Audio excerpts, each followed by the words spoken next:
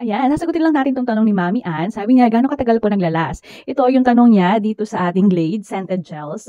Yung pinost ko nun is Oceanscape. So, nilagay ko na lang din 'tong dalawang 'to kasi favorite ko talaga 'tong Sakura at saka Lemon. Kasi ito talaga yung mga long lasting for me. Pero mabango din naman yung ibang scent. Na-try ko din yung Lavender. Mabango din naman yon. But these are my top 3 if you are asking.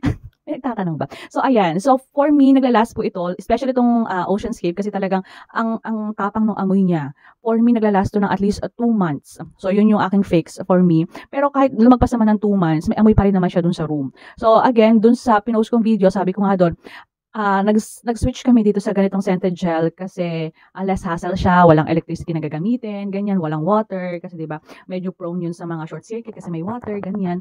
So, kung gusto niyo rin ito, ilalagay ko na lang sa yellow basket mga Mami Cars. Yan lang, I really hope makatulong to sa inyo. Malaki ang benta ko nito noong December, siguro kasi maraming bisita sa mga bahay nila, ganyan, kaya gusto nilang mabango. At saka every rainy season, kasi 'di ba kapag mga kulob-kulob, ganyan, at may lambok, kapag may mga kulob area, so best talaga ang mga ganitong Glade Scented Gels. So, andyan sa yellow basket mga Mami Cars. Yan lang. Thank you for watching.